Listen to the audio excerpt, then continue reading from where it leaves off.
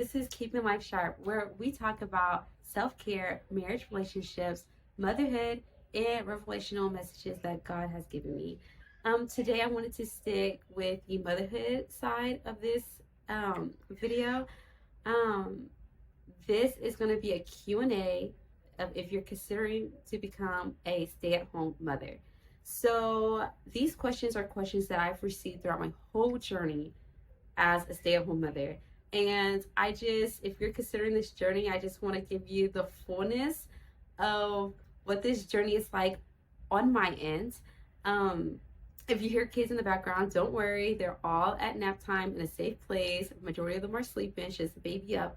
But anyways, I just want to really be vulnerable with this because I know that you can get the fullness of, oh yeah, positive things, but there are some challenging moments in this journey of being a stay-at-home mother.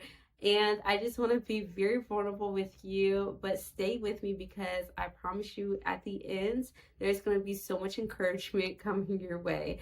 It is so worth it. And I hope this video really just inspires you, but also gives you an awareness in the fullness of what it's like to be a stay-at-home mother. And I hope at the end that it encourages you to say, yes, I can do this. So let's get started. Let's get started with the questions that I have been asked throughout my 3 years of being a stay-at-home mother. Okay, so what inspired you to become a stay-at-home mother? Okay, so honestly, I don't know if you've watched my first video, but a little bit about myself. Growing up as a little girl, I've always pretended that I was a stay-at-home mother. Like, I don't know if it was me watching my mother do it. She homeschooled my sisters up until a certain age.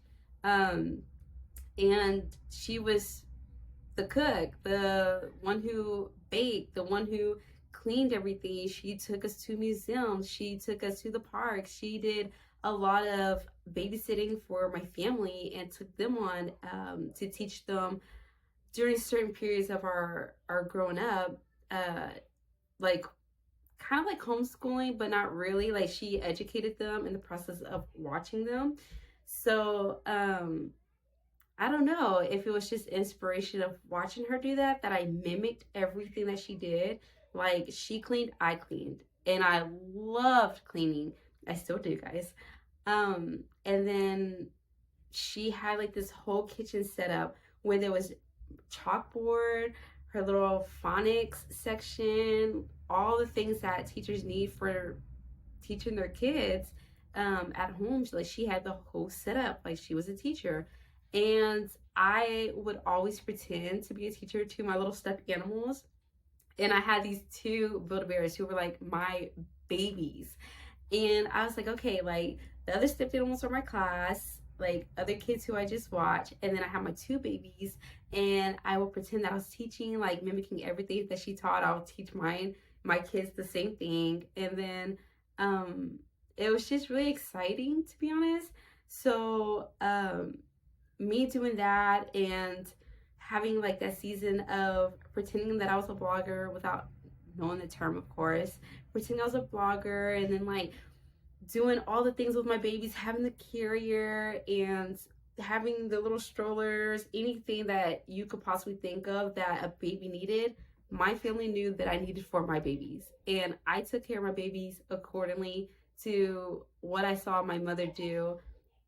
That's what I did. And so I always knew I was going to be a mother. I always knew I wanted to do what I saw because that's all I knew. That's all I knew to do for my children, hypothetical children in the past.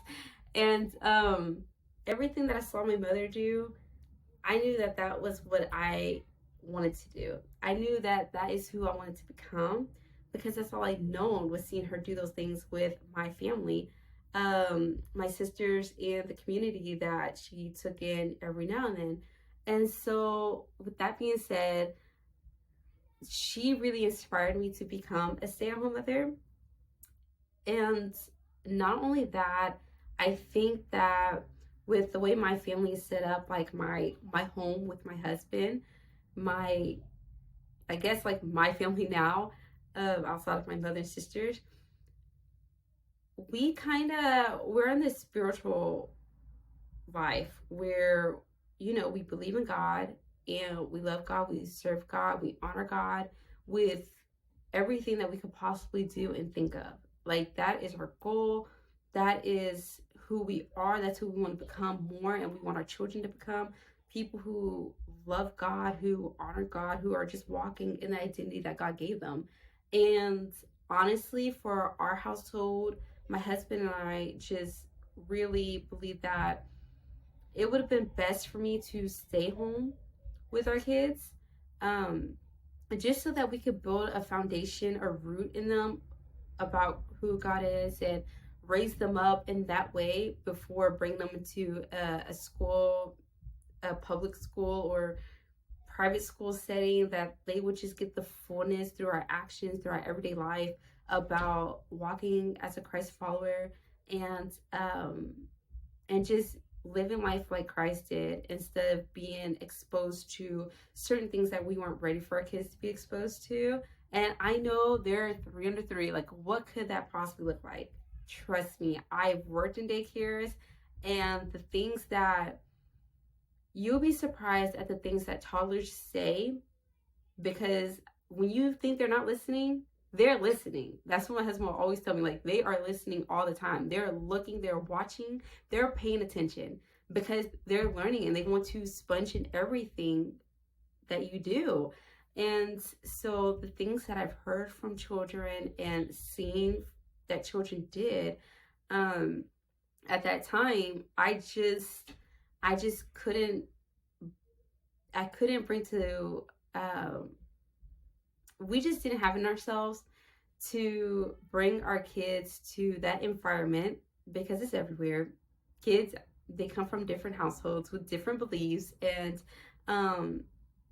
different environments, and so we just wasn't ready for that exposure, and we didn't want that for our family. And so that really inspired me to really take on this role, because I really in my heart just wanted to raise my kids up knowing who God is first before the world told them something different, or just having really core values that I, of course, value and cherish before the world told them something different, or they saw something different, or even for the sake of their privacy, like, you know, their body and stuff. Like, I just didn't want them to be exposed in such ways for that reason too. And so with that being said, as you hear me saying all this, like, I don't believe in my family watching my kids myself. Like, I don't believe in sending my kids to family's house. There's nothing against my family. It's a role for both sides. It's just that when you know something, or you've heard things, or my husband works as a state trooper and before the prison. And so because of that, you hear stories, or you know stories that have happened to close friends or family down the line, and you're just like, no, like, you're trying to like grit that and, you know, protect your little ones as much as you possibly can. And so for us, again, that's why we chose the route of keeping our little ones close at home, where I'm watching them, of course, and really having the control and say so over our children's lives while we can. Okay, question number 2. How did your spouse feel about you becoming a stay-at-home mother? And how did this financially affect your marriage or plans? So honestly, in the beginning stage of your relationship, you maybe have like that talk about like, how many kids do you want in the future? And where do you see yourself? Are you gonna do this as a career, or are you gonna be a stay-at-home mother?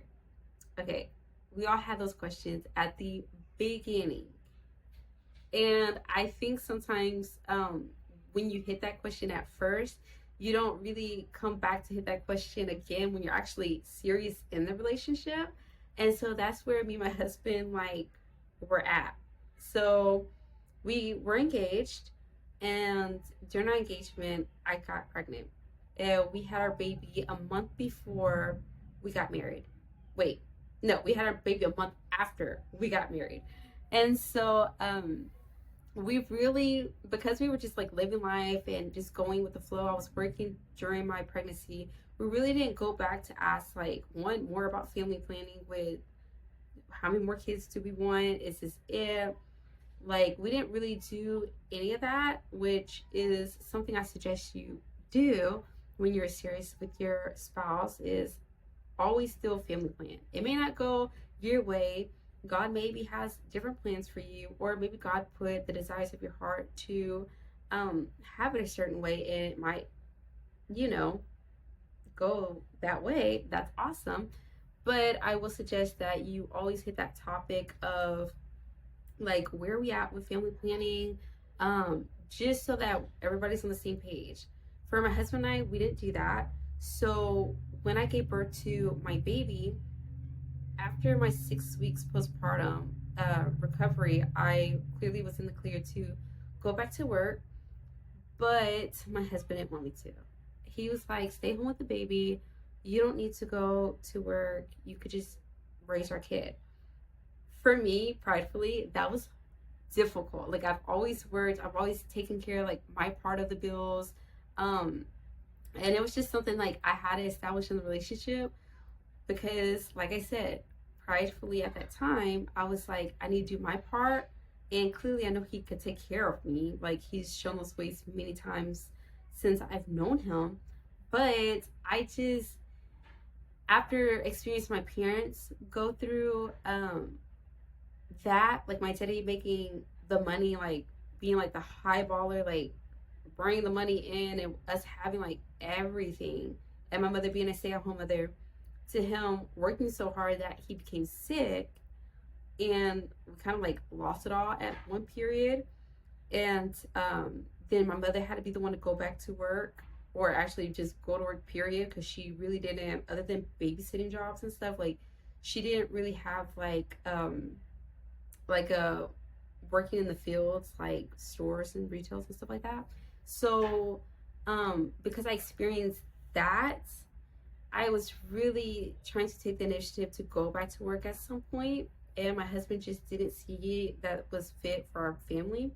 And so I kind of really think it was just God's will, with my true heart's desire to stay at home with my kids, because like I said, like that's something I've always played out at the beginning of my life.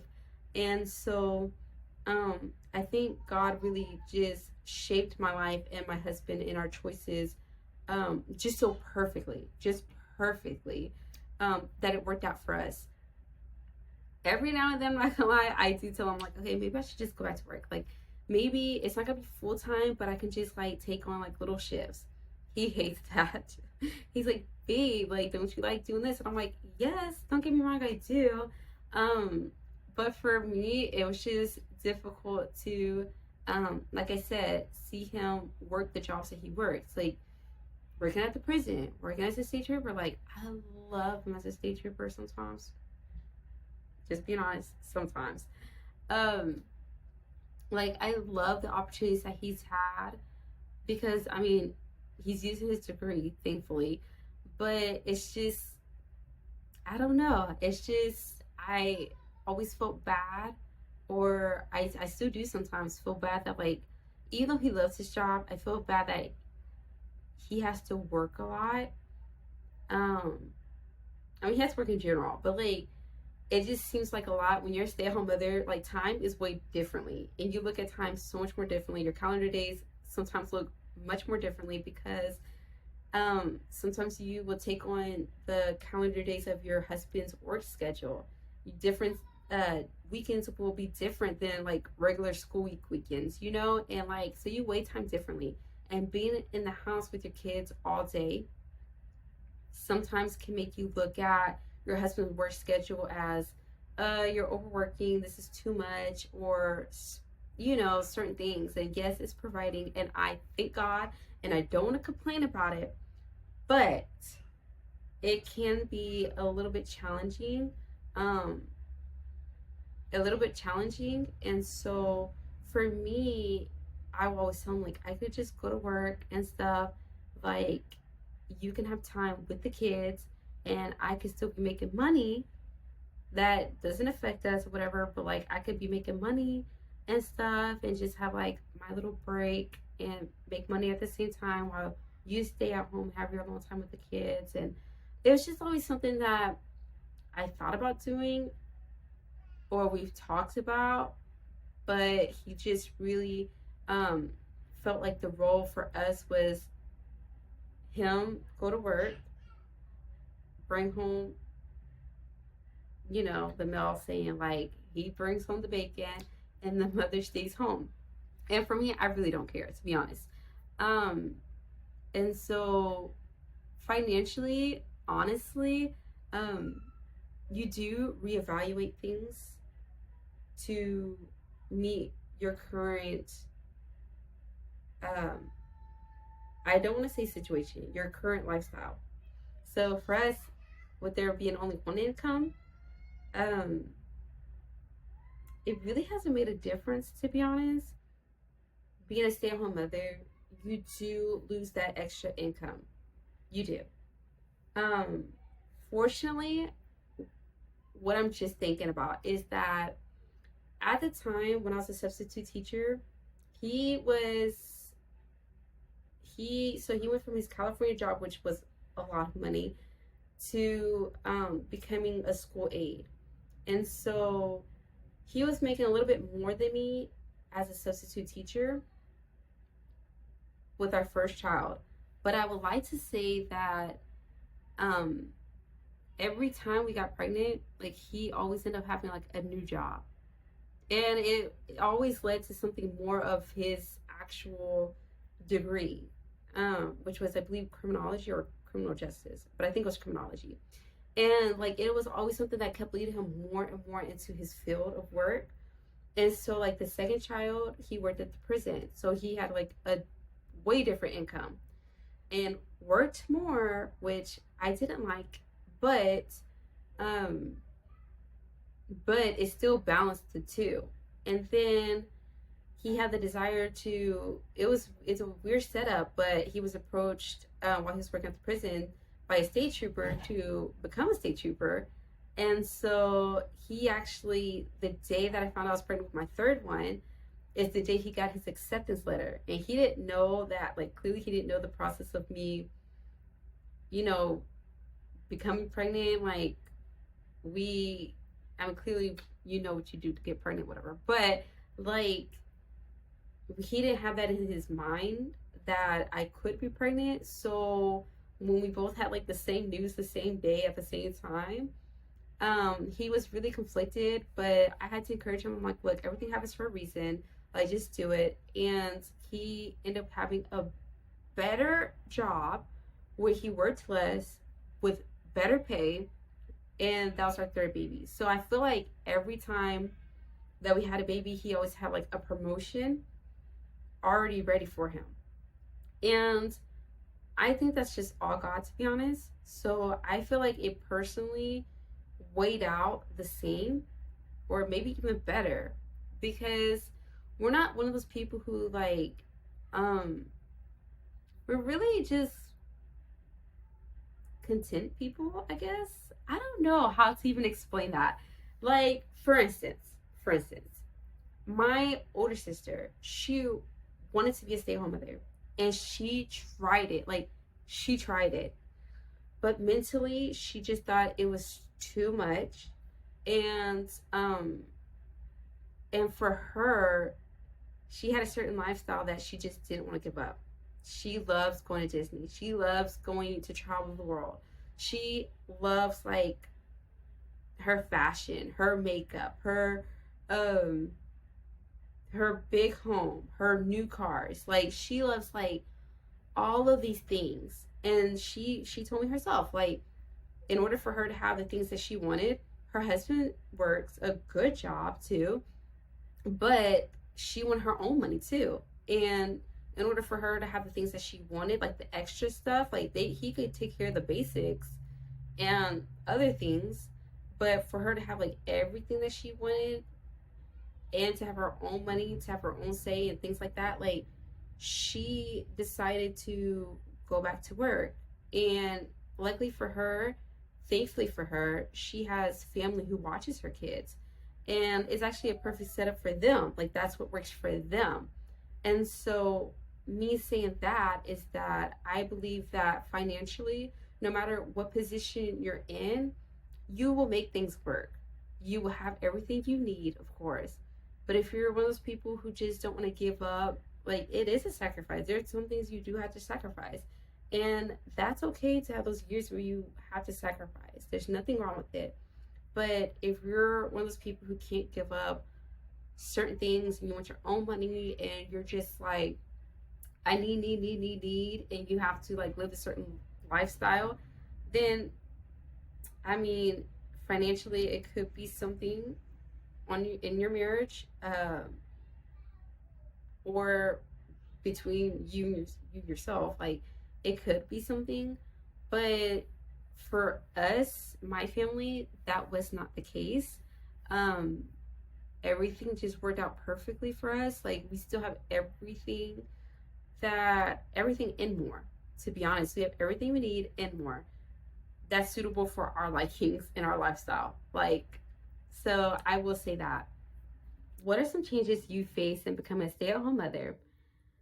Ooh, there's a lot of changes that I faced. One was my identity shifted my world. Like, I know that I was a mother, but it's just crazy because um me becoming a mother, like, I went through this whole process of the like pregnancies. You're just like, yeah, like breezing through with all the new stuff, all the attention people are giving you, and you're like, oh, I can't believe this, oh, I can't believe that. Like, you're going through all the emotions, right?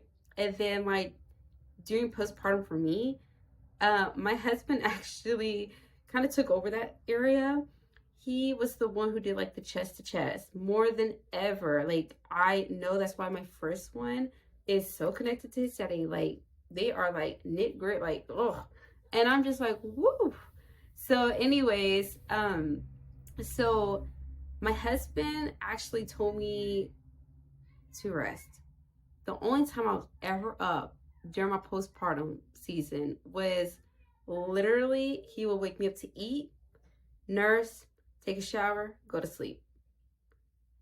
I don't remember nothing during that time. I don't know because I was asleep the whole time. So I think I really didn't experience like the mothering part because I was just sleeping the whole time. Like, that's what my husband let me do. And I appreciate it. Like, I appreciate that he took care of everything. And, you know, if the baby was crying, he'll soothe the baby out until I got the amount of breast that I needed or that he thought I needed. Like, he did all of that. So he did the walks, he did everything. And so I don't think I really processed me becoming a mother until he had to go back to work and I was doing like the motherly things. And it was different because you know, now you got a person with you. For me, because I stay at home with my kids, I think the changes for me were the major changes, and I believe also a challenge for me was self-care. The change with the first one was, of course, everywhere you go, your baby's going with you. When you're a stay-at-home mother, I mean, I already did all the roles before that, so that really didn't change. But I think my self-care with the first one was different. I think the amount of kids you have does make a difference of your journey as a stay-at-home mother, period. Because the first one, I was like, oh, okay, I'm good. And then 3 months in, I got pregnant again. I was still good. Still close to my husband, still like us forming life kind of normal, right?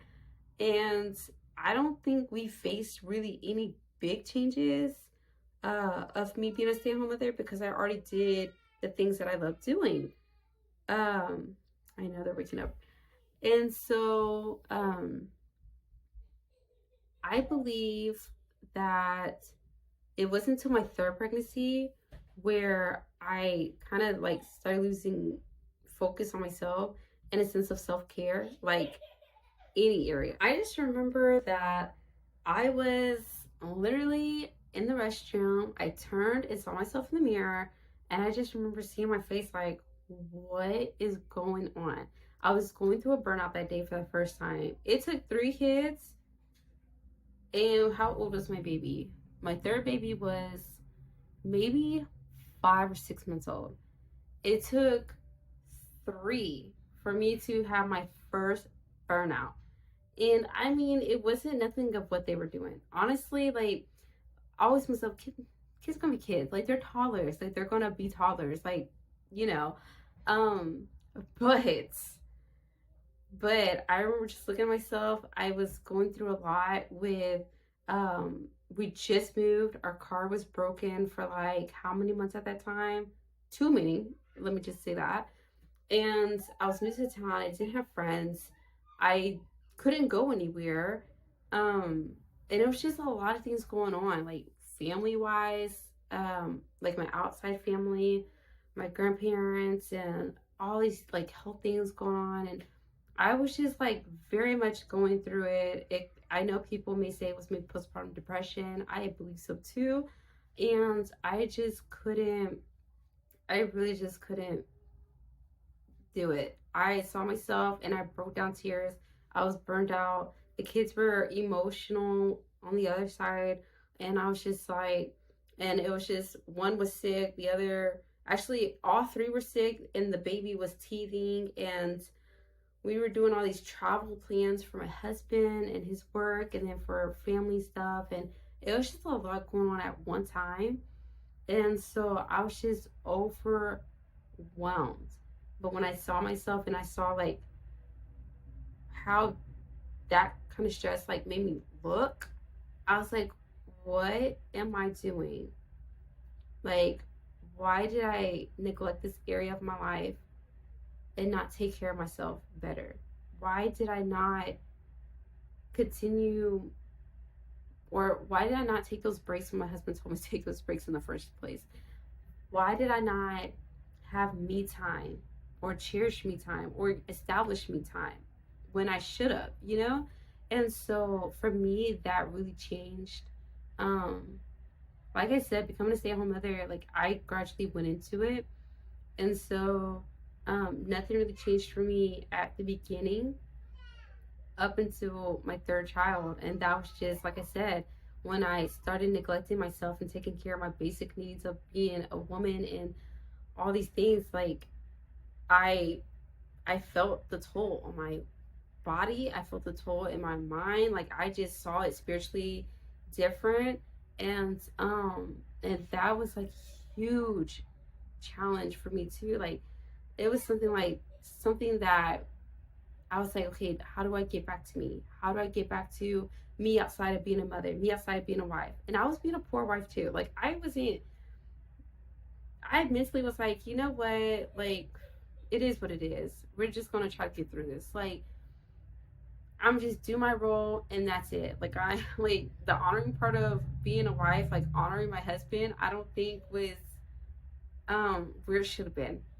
And my husband may say something different, but for me, like I know I could have been better. Like I could have been the person I knew I was or that I seen before, you know? And so for me, it was just a lot.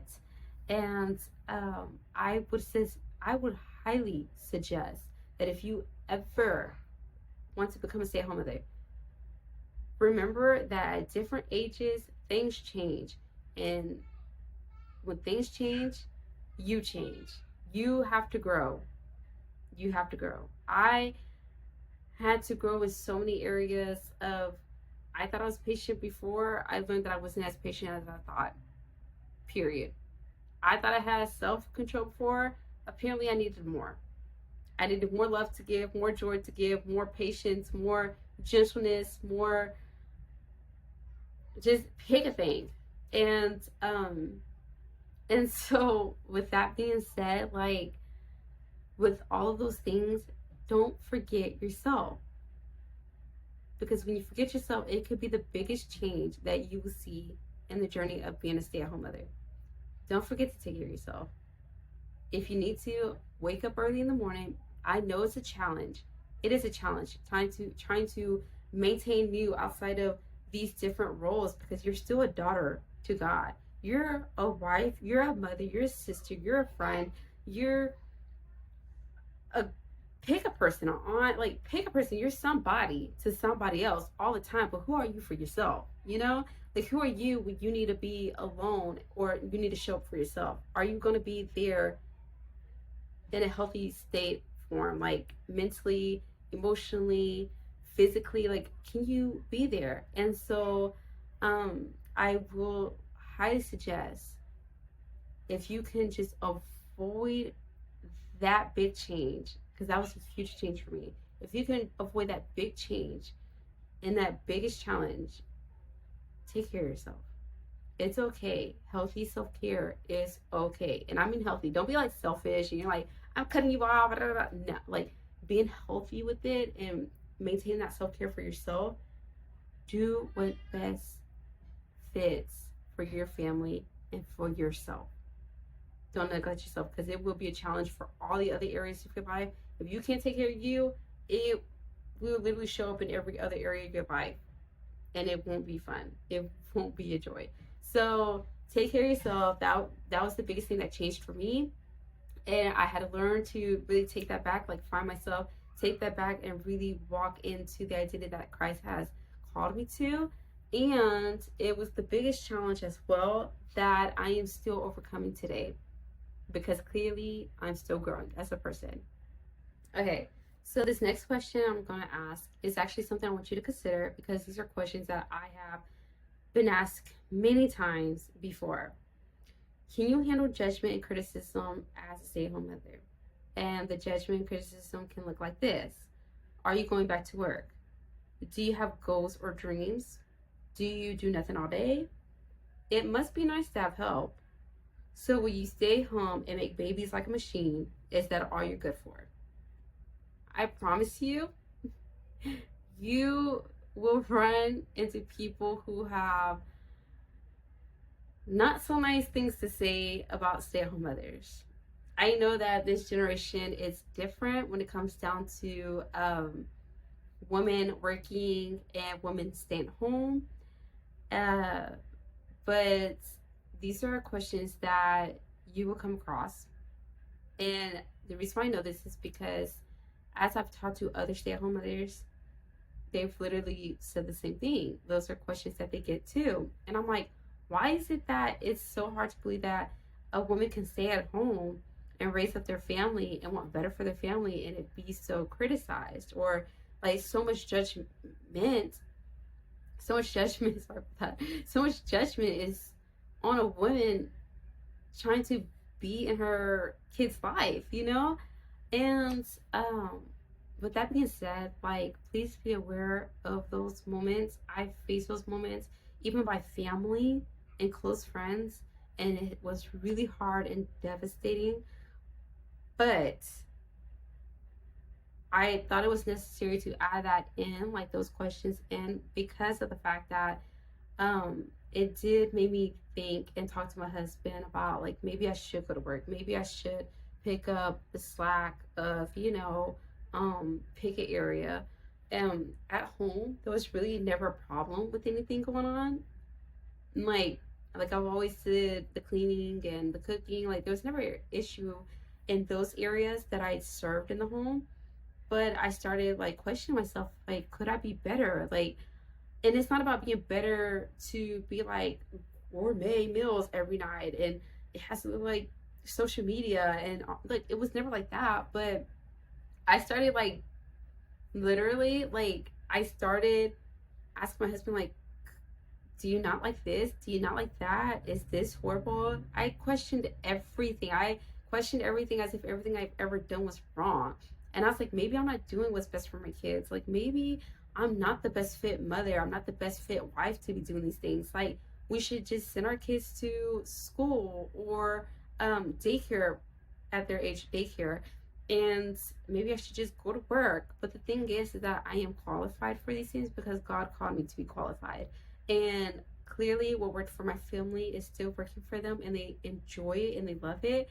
And I just I just want to say, like, when those questions are being asked and you're asking people their suggestions of like, hey, or their opinions about, hey, like, should I be a stay-at-home mother? Like, what do you think? Like, what is your insight? Or they may say stuff like that, and it might discourage you, but don't let that be the answer that you run with. Don't let that be the answer that tells you that you're not qualified to do something God created you to do. God created you to be a mother. He knows that you can be a mother, take care of your child. He knows that you will know your kids from the inside out every day. You know your kid more than anybody. You're with them, especially at the beginning stage, because they don't go to daycare until they're, or kindergarten until they're 6 years old. So unless they're in daycare, you're literally qualified dang near as a teacher. The same hours that you put into, the same hours that teachers put into going to school and becoming a teacher is the same hours that qualified you in the upbringing for those 6 years, watching your kid and teaching them and loving on them and make sure they're growing up to be the child that God called them to be. Like, you're qualified. And so don't let judgment and criticism of other people have so much weight over the choices that you're kind of aiming towards. I mean, if you're here, you're kind of aiming towards that direction, right? So, like, don't let people change your mind or steer you in a direction that you're just not wanting to go. So, the next question is, has family planning changed or has it been affected in the process of being a stay-at-home mother? Okay, so yes and no. So God actually told my husband and I that we're gonna have 5 kids. That is something I am really aiming to be obedient in, and it's actually something I was really excited for. But I'm not gonna lie, there'll be those days where I'm like that's what I said. Sometimes I just have to work on being a good wife in better ways, because sometimes when my husband walks through the door, my kids are actually in different areas in their lives, so they're growing and changing, and you just don't know when that day's gonna come, when you wake up and they're on a new trait of like doing something different. You just weren't prepared for it. You know, you're never really prepared for the new things that they're going to face, that you're going to face with them sometimes, and or all the time, because you're a stay-at-home parent. And so when my husband walked through the door, sometimes I'll be like, we're done. Like, don't ever ask me to have no more kids. Like, 3, we're done after this, okay? Like, this is it. Like, we're not having no more. And he'd be like, babe. And I'm like, I'm so done. I'm so done. And then there'll be those days and you're just like, oh, like, guys, like, I love y'all. And then, like, your hormones start going and you're like, oh, I just want another one. It's really like a roller coaster, ups and downs. Family planning for me does change a lot. So I don't know what to expect, to be honest. For right now, I will say that I'm still aiming for the 5, but I'm going to be honest. Maybe tomorrow I might say something different. But it is what it is. We're really open as far as right now. We are really open to having the 5, but I am trying to at least make it the full year without getting pregnant. So hopefully in December, you'll see me and I can actually say like, yeah, I made it. Like, you know, that's actually a real big goal for me, because I've had back to back to back. And don't get me wrong, like the first one, actually none of them were planned, to be honest, but they've all been blessings, and clearly they've all been blessings. But it's just because they weren't plans, and we did do our family planning.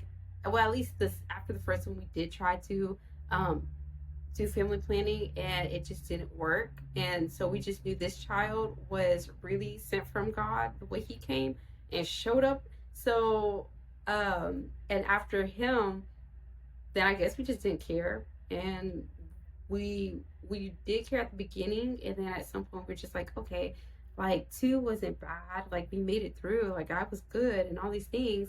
And so this go around, I am trying to be very mindful of my body, and not just my body, but also like my children, because I really want to be able to do a lot of things with my kids, like with my body. My oldest one is very much into gymnastics. And so being able to like do gymnastic flips with him on the bar and rollovers and stuff has been really fun. And I love that part of our relationship, and going jogging and walking, all that exercise and stuff with my husband and pushing goals. I really have been enjoying while not being pregnant. So I, like I said, I'm trying to make it a full year without getting pregnant, and hopefully that happens. That's the family planning we're trying to really um, make happen. And yeah, let's see. Okay, so was being pregnant and recovering after labor challenging as a stay-at-home mother? Yes, it was challenging sometimes. The first pregnancy, of course, I didn't have kids, so the first pregnancy was a breeze. Like, I was working out, I was doing everything.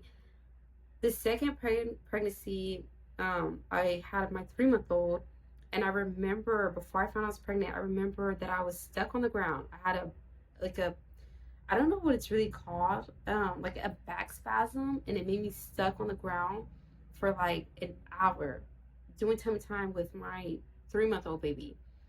And I just remember I couldn't move nothing on my body. Like, I couldn't do anything. And my husband thankfully came home. I ended up being okay. He thankfully came home though, and he was like, "Oh, maybe it's because you got that epidural." And I was like, did he go with the epidural? Like, I needed the epidural, okay? Like, you try to do that. But anyways, um, needless to say, I got sick with the second one. I was really sick. Like, the doctors retested me because they thought I was having a girl the whole time. Like, they kept retesting me because I was just sick a lot. With my second one, I had pelvic floor issues, but that was like before pregnancies too. That it just so happened to show up during my second pregnancy, and it wasn't really so much of an issue. Like, it really wasn't so much of an issue, but I will say, by the time it was my third pregnancy with two, who one just turned 1 and the other one just turned 2, and I was pregnant with my third one and had sciatica. Woo! That changed the game, girl. I can't tell you enough. Like, I was like, I would never do this again, and that's why I really am trying to wait at least the full year of not getting pregnant, because of that experience. It really did shake me a little. It was a lot of faith. Like, my husband, with the last 2 pregnancies, my husband was at the prison academy with my second, and then with my third, he was in the state trooper academy. Literally, I had my baby, I was in labor the day of his graduation, because his academy was 7 months long. And so the day of his graduation, like, I was in labor, and I was like praying to God, like, that baby did not come out of me. And thankfully he made it. Like, I went into the hospital about 2 hours after the graduation, because of course we wanted to celebrate and go eat. You know, once you're in the hospital, you can't eat, so we wanted to celebrate and eat something. And then we went to the hospital, and I had him shortly the next day. And so that pregnancy was difficult, and like I said, for me, because of my situation, it was difficult because my husband was gone those last 2 pregnancies. I managed with the second one, okay, but the third one was sciatica, and I had my 2 boys who were already active, and they already had this routine of me going walking every day, taking them to the park, doing all these things. So, like, I had to continue that because it just was the way that the house flowed that worked best for me. And it was a challenge, to be honest. It was a really big challenge. If I didn't have sciatica, I'm pretty sure it would have all went differently. But that was a challenge. And seeing that I couldn't really do the things that the kids wanted me to do sometimes really, I feel like, affected our relationships in a little. Yeah, affected our relationship a little bit. Not drastically, but just a little bit, because when their daddy would come home sometimes on the weekend, like you could see their attitude, the dynamic change in the household, and then he'll go back, and it was hard. It was hard doing it by yourself. For the women who have to do it by themselves, oh my gosh, I just pray for you that God will give you everything you need. He has already given it to you. So I thank you. I thank you, God, right now that you've already given the women who have to do it by themselves because of their spouses away or certain things just didn't go as planned. I thank you, God, that you've already supplied every need for those women who are doing it by themselves or feel like they're alone in this. I thank you, God, that you are with them and that you are supplying every need. And my heart is really feeling you right now because that was difficult for me. Like, it makes me emotional, and it really did. It really did make me feel like I couldn't have any more kids. I was like, I can't. I'm done. But we got through it. We got through it, um, and recovery was actually good. Pregnancy on the third one was difficult with the two, but recovery was actually really easy. Like, for me, I know I'm gonna get a lot of judgment. I know I will. But 2 weeks after my baby was born, I took the kids to SeaWorld. It was during the winter, and it's hot out here during the winter. Like, we didn't get no winter weather, to be honest. And we went on a day where there was nobody. I mean, nobody. I had my baby wrapped up. Like, I gotta tell y'all all these names before y'all come at me. Like, I had my baby wrapped up, like, no exposure to anyone, anything.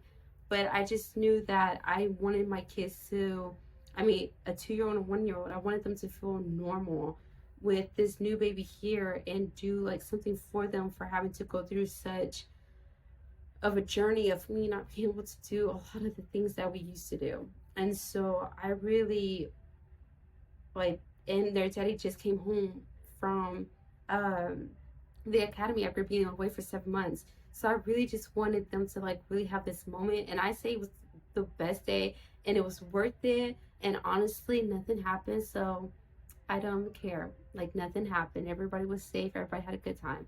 But the recovery was actually really easy. Like I said, I had the support of my husband too during recovery for a lot of them. Although the third one, I ended up getting mastitis, and I've never experienced that with my other two. So that was a different recovery. Um, and that was challenging in the ways of recovering and trying to feed my baby and thinking mentally and physically, like, can I do this? Because it was so painful and it was horrible and sickening, but it was still good. So you could do it. If I could do it, you could do it. Okay. There's so many parents that do it all the time. And honestly, like, my mentality during pregnancies and recoveries while my husband was away and with me was, I ain't got no choice. I really don't have no choice. I don't live next to no family. During all three of my children's upbringing and pregnancies and all the experience, we moved during COVID, and literally the second week we got to where we moved to was when I found out I was pregnant with my first child. And I was like, dude, we just moved here away from all our family, like hours away from our family. So I had to do everything by myself, to be honest. And I mean, I got through it by the grace of God and people He sent me in the timing that I needed them. And I thank God for that. So that's why I said, if I could do it, I know you could do it too. Okay? You got this. Okay. Do you have any plans of your own? Yes, I do. I do have many plans that I know they're going to come to pass in their time. Okay? I have a lot of plans. I'm actually doing one of my plans right now. And with the support of my husband, it has been a fun journey being able to recognize something that I want to do for myself and actually take action and make it happen. So yes, I do have plans. Like my sister just asked me yesterday, do I ever plan on going back to work? I consider this my job. This is a job. I tell my sister this all the time. This is a job. Parenting is work. I tell my husband this too. When you go to school, there's a janitor, there's a cook, there is a principal, a teacher, a nurse. Pick a lane. There's always somebody, right? Well, I'm one person who does all of that. Okay? I do all of that. I have to do I have to go run the errands. Like everybody who gets paid outside of these stores, like DoorDash, I'm the DoorDash, okay? The groceries person, like the people who pick the groceries and stuff, the clerk, I'm the clerk. Because I use the self checkout. So I scan my own stuff and I go. Like, I do it all.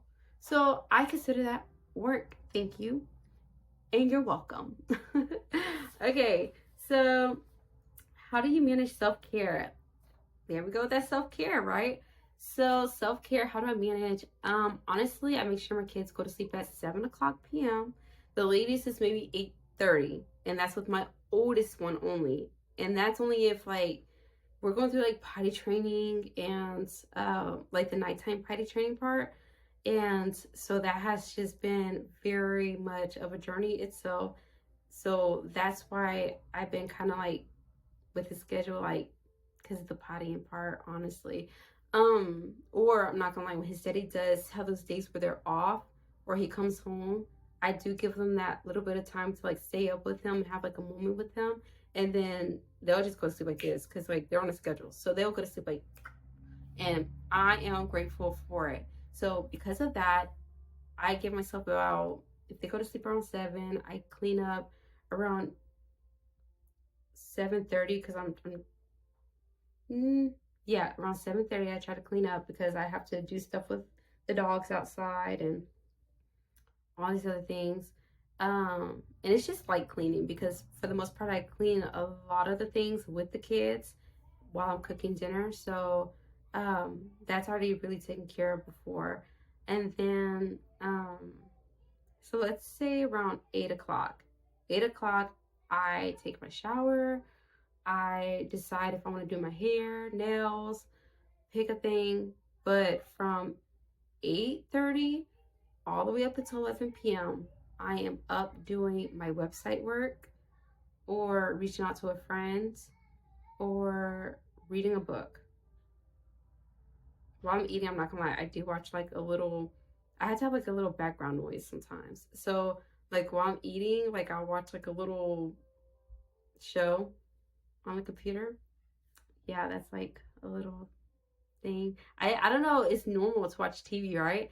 But I guess because I'm so, like my house, we don't do TV time like that. Like it has to be a very special occasion or like a must need for them to have TV time. And so, like I always feel bad because I'm like, I'm very strict with TV. And that's because my parents, like I grew up with that too, you know? And my husband and I, we really don't watch TV either. Like we read or we talk or do all these things and stuff. So for me, like I always feel guilty for having like a little bit of TV time because I'm like, man, like I don't let the kids watch it. So yeah, it's like guilty pleasure is that like I watch like a little bit of TV while eating before I start like my website work. Um, and so that's my self-care. I make sure that in the mornings when um I'm one to do inclusion with the kids. I feel like when you include your kids in all things, it works out. Worship time, hello, we all worshiping. And you know what? Everybody gonna catch that spirit, okay? We're gonna receive it, we're gonna pray together, we're gonna do all that, and it's good for me, it's good for them.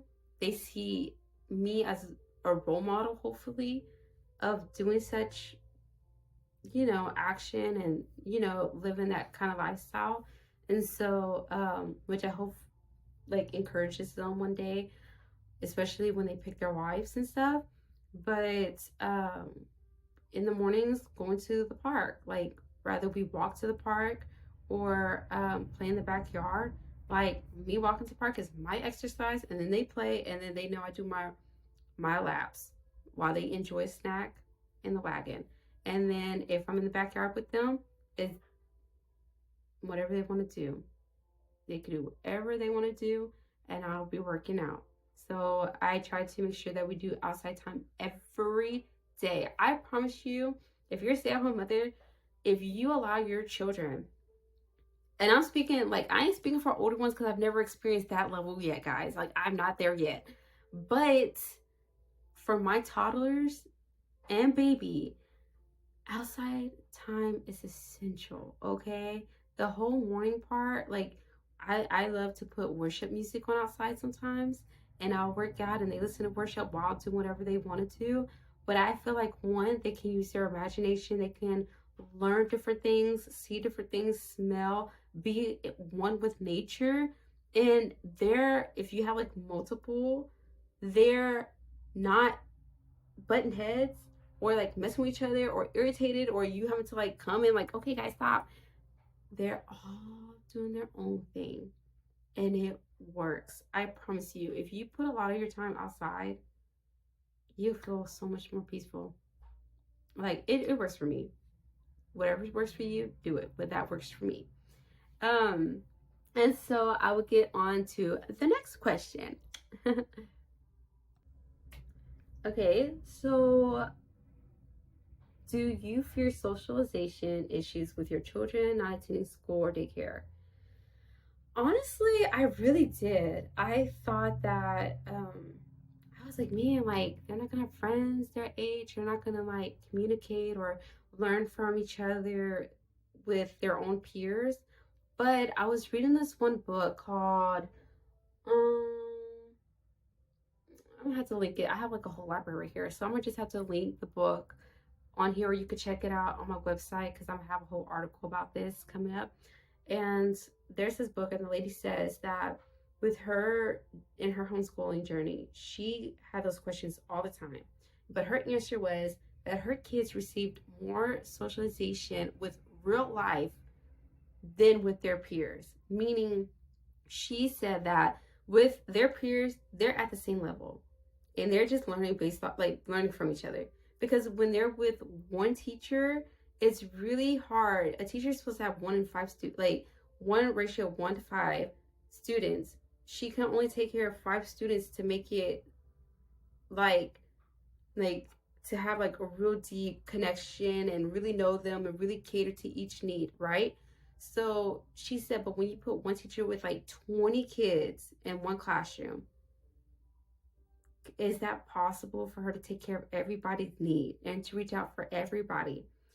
Not really. And I was a daycare, I was a teacher at a daycare, and that was difficult, guys. It was difficult. It wasn't, if I had an aide, that would have been a whole nother story.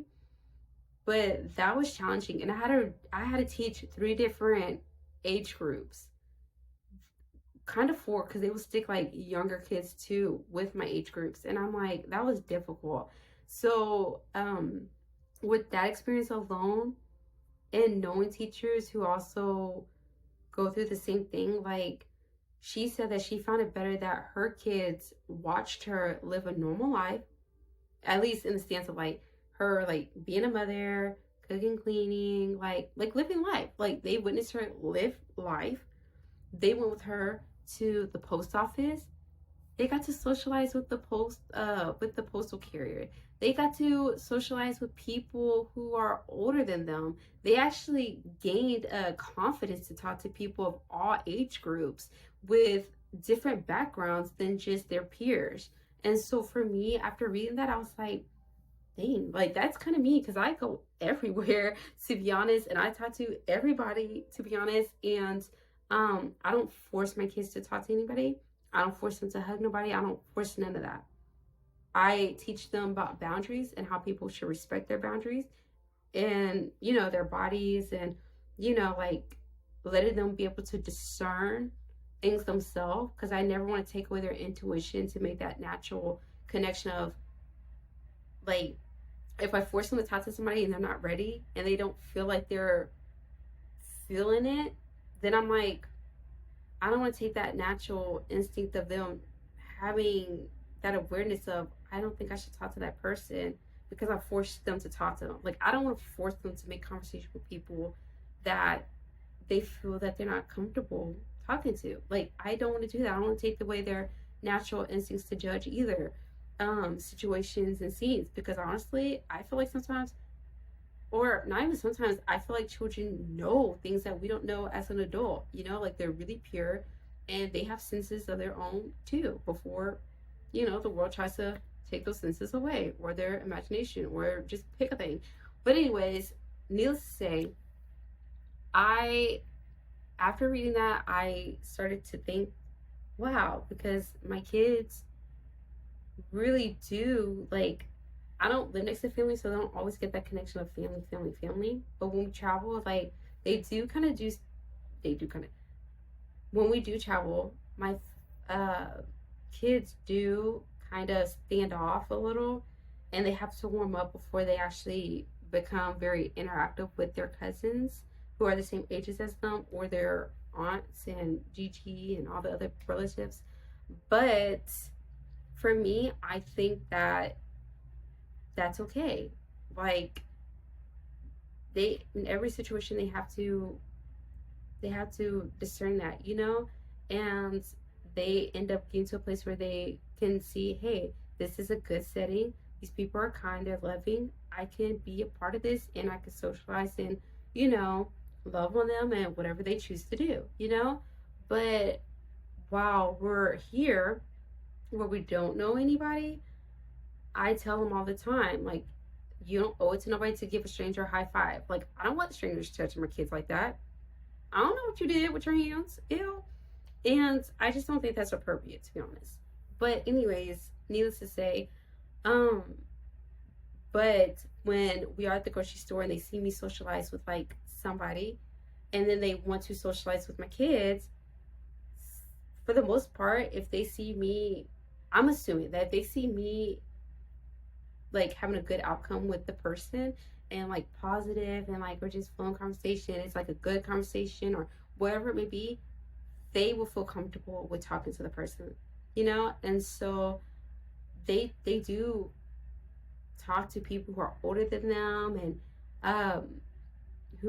they love to interact with babies too, because clearly their brother and stuff. And so I don't really have a problem with socialization after reading that. And like I said, I'm gonna link that book because that book was really good. I'm actually put a lot of books that I've read that helped me with this journey, and the encouragement that I received from these books were just so amazing that I'm gonna link them on my website article, that you could check out, and I'll have that linked below here. But like I said, I don't have a problem. I don't. And I don't think you should too. Can you handle the responsibilities of being a stay-at-home mother? Okay, so your household is your household. And what works for your household is all that matters. Like, that works for y'all. Don't try to put everybody else's stuff of what it should look like. Works for you and your husband and your kids, let it be.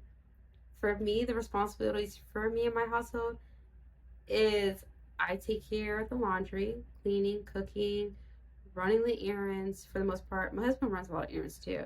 And don't get me wrong, even though those are my responsibilities, and it's not because he told me, he's never told me to cook, clean, none of that. That's something I've always dreamed of doing my whole life.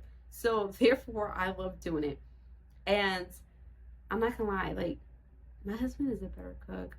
He can really cook, and I love it. It's just he doesn't have that opportunity because he works a lot. And I want my husband to be able to come home to a cooked meal where he feels like he ain't got to do nothing. Like, that's what I want. But unfortunately, my husband likes to come home, and on his off days, he likes to help deep clean, and he likes to help run errands and take care of like a lot of things. And I am grateful for him. I love him. I'm grateful, God. Thank you, Jesus. But that's what works for me in my household. That's what I do. It's something I've done my whole life, okay? Like, can you handle responsibilities? For me, and my judgment, I guess it's a judgment, I would just assume that if you're going to cook for yourself, you should already be able to cook for everybody. If you're going to cook for yourself, cook for everybody. Just make a little bit more. If you're going to make yourself a plate, make everybody a plate. That ain't hard to do. If you're going to wash your clothes, wash everybody's clothes. Like, it's just simple kindness and things that you would think everybody would just naturally do, but apparently that's not realistic for everybody. A lot of people maybe didn't have to clean up growing up. So I would like to say that the responsibilities of being a stay-at-home mother is not bad, to be honest. I think they're just the same responsibilities as taking care of yourself, only you have more people to take care of. Um, the responsibilities of what? Like, I'm like, being a mother is being a mother, you know, like if you were working, you would still have the same responsibilities as if you were staying home. So for me, that's my insight. I mean, some people who work may hire somebody to help out with the house, like the chores and all these other things.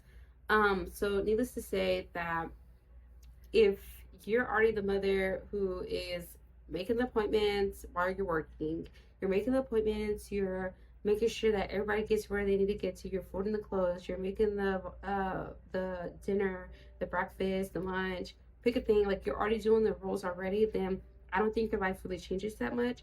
Only you're just home more. Like this is your new job. And your responsibilities like at work, how you're at work and you have like your own thing of responsibilities to do at your job, they just change to your everyday duties that you do at home anyways. Only you're just at home. So can you handle the responsibilities? I hope so, because you're already doing it. So there's already a little point for you. And then let's see, it says, what does your day look like? Honestly, every day it's a new day. Every day is different. You will literally be surprised every single day. Even if you are on schedule, like if you have a schedule that is at this time we do this, at this time we do that, like you will still be surprised because kids, even if you have a schedule, just like us humans, we can't schedule emotions. We can't schedule like life that happens all around us, you know? So we can't schedule in any of those things. So, what does our day look like? Okay, I literally have a schedule. And so, actually, let me grab my schedule. I make copies and I put them all around the house so that my husband knows that even if, I always say, like, God forbid something happens to me, like, he will know, like, we were on a schedule and this is what you do. You're not lost, you're not confused, you know. And my husband knows, like, when he's off, he takes over. Okay, so in the morning, 7:15, we wake up. 8 o'clock, after we brushed our teeth, got dressed and potty, which it says brush teeth at 7:15, but I like to brush your teeth after breakfast because, like, you're eating. And so they eat breakfast. We do a little storybook and read the Bible during breakfast. And then they have like time to themselves. They get to play. I get to do like chores around the house. And then we'll have some outside time, whether we're here or we're at a park or we're just going on walks. We do that kind of stuff. And then we have lunch, we read, nap book, nap time, and then we wake up, snack time, do a lot of light play, and then we do our learning time. Let's see what else. Learning time, and then we do another outside time. I'm telling you, outside time works. It works. So we do another outside time after learning time, and then I come inside. They clean, or they'll do like light play, but around like a certain time. Like they'll start cleaning up while I'm cooking or preparing the plates and stuff. And then we eat dinner, get ready for bed, go to bed every night. I do certain nights, bath nights, because they're eczema, like they can't do it every night because their skin is so sensitive. But like they have their scheduled nights to do bath nights. They have their scheduled days to do certain activities. So our day is pretty much the same schedule, but different activities, different learning experiences, different outings for the most part. And it's always something different. Honestly, like no matter how much you have a schedule, whatever your schedule may look like, it could be as perfect as mine. Like literally, like time to time to time. Like all of it is like time, like by 30-minute increments. That's all I could do was like 30-minute increments between. And I'm like, okay, like we can't be too far off. Like I know we can't hit it like on the dot, but like, I mean, for the most part, we kind of do. But like, I know that sometimes you can't schedule emotions, you can't schedule life. Things happen, okay? So we just really, I've learned, which I should have put as one of my challenges. What I had to learn is that I have to relax with my schedule. So everybody's like, oh, I should have like a schedule like you. And I'm like, yes, you need a schedule. But don't be like me, be better than me, okay? I'm the type of person that like me and my husband were just like time, time, time, time, time. You want to act like we were like raised by military parents or something. No way. But that's how we are. And it got to the point where I kind of like started like stressing a little because I wasn't reaching times because of the emotions, because of the toddlers doing what they're doing, growing up, living their life.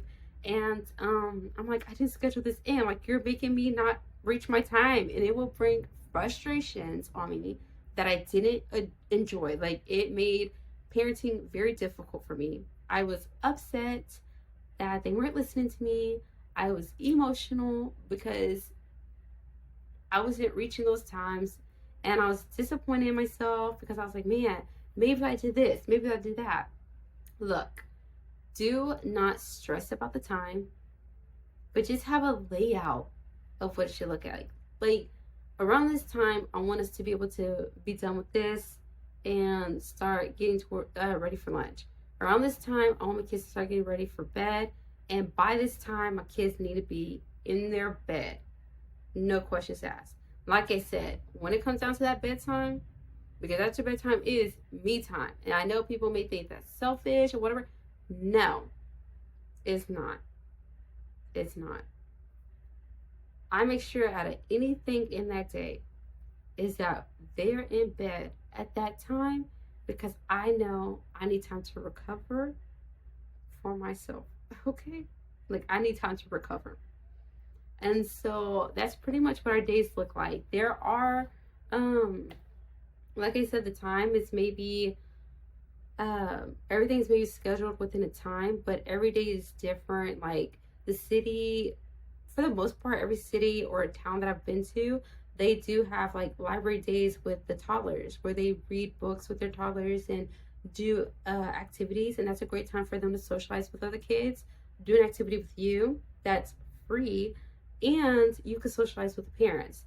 Then there are some churches have toddler days too. A lot of these times are generally from 9 a.m. to 12 p.m. So it's a good time to be out.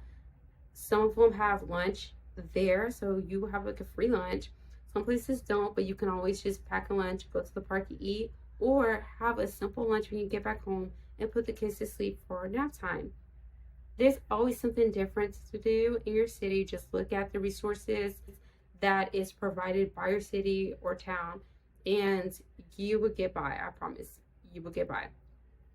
Now, any advice? Okay, so I will say this. Isolation, mental overload, anger, depression is common to happen when you're a stay-at-home mother.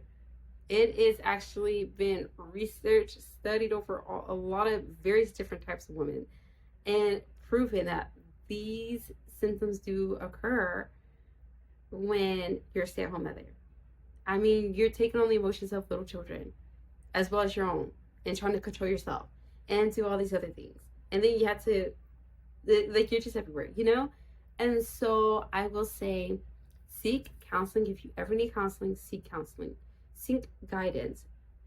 Make sure you have a support group where you can talk to mothers so you don't feel alone. Make sure that you're in a place with God that is like that just keeps you grounded, honestly. Like for me, I have to do better. Lately I've been slacking a little bit, but for the most part throughout my motherhood journey, I would wake up before the kids, and I would just have time by myself with God. My husband always tell me, babe, when I give you time alone, I don't want you calling your friends. Like, just have time alone where it's just quiet, where you can just have your thoughts and be with God. And I'm not gonna lie, it was until recently, and I was like, whoa, I know what he's talking about now. Like, and not just the morning, like periods, like if he give it to me in the afternoon or um sometimes like midday, like I was like, man, like I really need quiet time. Like, if you wake up early in the morning before your kids, and I know you might have to redo your sleep schedule, or you're like, man, I just need that extra hour. Like, I don't care, I just need that extra hour. I promise you, when you have alone time by yourself, it just does something here, in here, in all here. It just does something so differently to you. You just can start your day off right with God, fix yourself, go to Him, be free with Him, take care of things that you need to take care of, that you don't have to like, oh, let me put a child here to make sure that I can do this one thing. Or like literally, like you could just really be devoting your word. You could focus, you can just have a moment to hear your thoughts and really like pray and just be with God. And it's just something needed. I promise you, when you make that change right there, that would do so much to your whole journey, not even just as a stay-at-home mother, just as a person, period. Like, if you could just do that simple change, it would change your life drastically. I promise you it will. So I say do that so that it can help you navigate your emotions too, that you're aware of your emotions, that you can go to God before your day starts and just lay everything down. And in those peaks of the day, that sometimes you could be reminded of what you read earlier that morning. I put a scripture on the board so I can keep looking at it. I tell the kids out loud, and I have to like keep reminding myself the scripture to calm down, um, and I'm not. It's not every day that like you're like but I'm telling you, like, if you work at your job and you have those moments with coworkers, and you have those moments with people at a grocery store, like you're gonna have moments at home too. And so the moments get by, but what do? You need to take care of yourself and make sure that you have somebody to talk to at all times, and make sure that you're growing your relationship with God and staying close to His heart, so that you can keep His word and truth and peace over you as you go through this journey as a stay-at-home mother. um I will also want to tell you, relax. Like, I literally had to tell myself during the day when I start feeling myself like, I literally had to tell myself, breathe. And thankfully, I taught my kids to breathing exercises, because when my kids see something happen, they're like, it's okay, mommy, just breathe. And they will literally do that to me and with me. And I'm like, oh, like, thank God I do those things with them, because it's like, what you feed to children, they will feed to others, and it will always come back to you. And that's the good thing about feeding them good things, because when you need it the most, God would use those children to help you out so much. Like, being a parent grows you in the most ways you can ever think of. But your children are a reflection of you, okay? And you should be a reflection of God. And if you see your kids saying something that's inappropriate, look at your words. Look at what you're exposing them to. Check yourself before you check them, okay? And then go check them and, correct it and all that other stuff. But that's why it's really important to imitate God and allow your children to see that and be in that process growing with you, because you're growing too. And when they see that, they imitate that, they grow in such ways, and they're able to help you when you need it, okay? Like, as much as you're helping them, they're helping you grow, okay? And I want you to know, like, do not be hard on yourself. Don't be hard on yourself. Like, I know you could beat yourself up, like you could be your biggest critic. Don't be hard on yourself, okay? You're learning just as much as them. You're learning too in this process, and everything is different every day. But it's a part of the journey, okay? Don't be hard on yourself if something happens and you're like, I messed up. I didn't do this one time. I didn't do this paperwork one time for their insurance. I didn't follow through with this one bill that I was supposed to do. I didn't get their appointment right. I didn't go get the groceries and make dinner on time. So now we have to order pizza. Don't be hard on yourself, okay?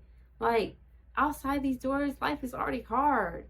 Don't be that way towards yourself, okay? Be kind, be loving, be forgiving towards yourself as Jesus forgives you. Forgive yourself too, okay? Like, he tells you to forgive people 7 times 70. Well, you're a person. Forgive yourself, okay? You make mistakes, okay? You're allowed to make mistakes. And you learn from them. You correct yourself, you learn from them. But, I mean, it happens. Don't be hard on yourself, okay? Everything's going to be okay. Where you feel like you've messed up, God will correct every mistake. God will correct everything. Because that's his child. Like, I'm pointing this way because my children are this way. But the children he blessed you with are his. He's going to teach them. He's going to grow them. The Holy Spirit is going to sculpt them into what Christ made them, what God made them to be. Okay? So don't be hard on yourself because you're not doing it by yourself. You're doing it with God. And he's going to help you and help them as well. And let's see, what else did I actually add? This is your journey. Make it what works best for you and your family and not what everybody else says. And I know there are going to be people who have suggestions and advice. And honestly, I used to be a person, sometimes I'll accept them. But the people who like felt like, oh, they were just like kind of make you feel like you were wrong and only their way is the right way, and kind of make you feel intimidated or stupid. Honestly, breathe. Try not to ever snap on those people. Just breathe and be like, okay. And just tell them, hey, look, I understand this is your way, but this is my way. Respectfully, my home is going to be run differently according to what works best for my family. And my husband and I agreed to these things.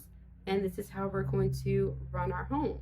Sometimes families, like your parents or other people, will be like, what?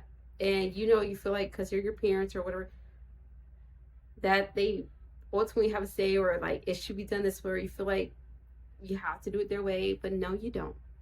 Okay? When you and your husband left your parents, y'all became one, and y'all made your own new family, and y'all could create the rules, and y'all could create the setup, y'all could break the generational curses, y'all can do whatever is best needed for your home. If you being a stay-at-home mother is what is needed, then you do that. If you see your kids all day, you're with your kids all day, and you have an outsider telling you this is the way you should do it, and you know your kid enough to know that that's not how you should do it, then do what you know what's best for your kid. You're the parent. You're with them 24/7.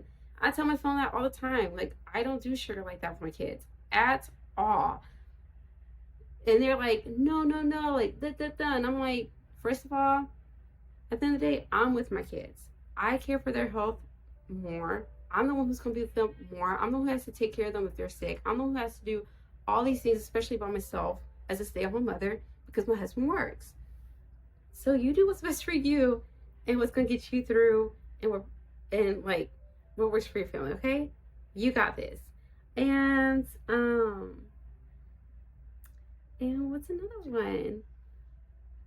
I think that's all the advice I can give you right now. If anything, if I feel like I've left anything out, of course, like I said, I will have it in my article published on my website that you can always look at. I will have a list of resources where you can look at more questions to ask yourself or ask your husband too, of if you're capable of being a stay-at-home mother, because I know finances and where you're at, mental health, all these things play a factor.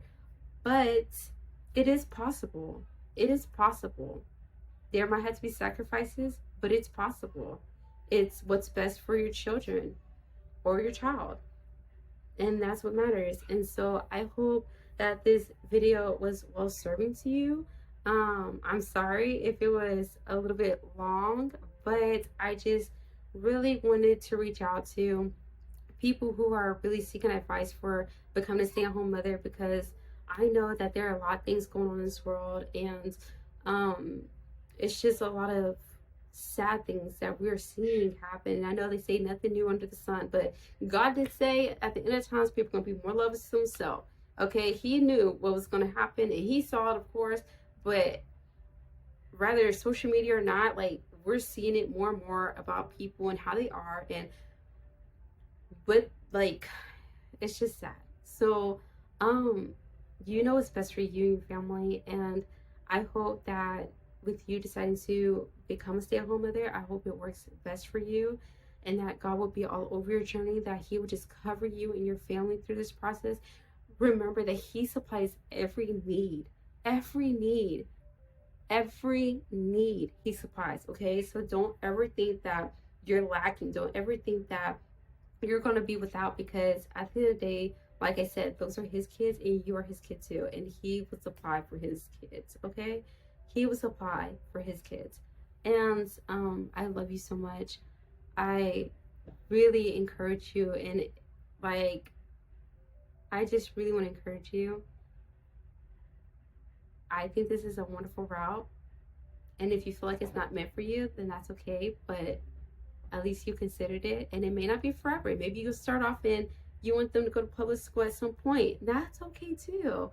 But just taking the journey and seeing it and spending time with your kids and growing with them and catching their first, or seeing them literally grow up in front of your eyes and actually being a part of that growth, not just in the ways of you send them off to school and then everybody teach them and expose them and all these other, like, you get to be a part of their growth and see them grow up and be an impact on that. That does so much. I've only been 3 years in, and I pray to God that I can do this forever. And of course I know He's going to take care of everything, but it's just, in these 3 years, it's been challenging.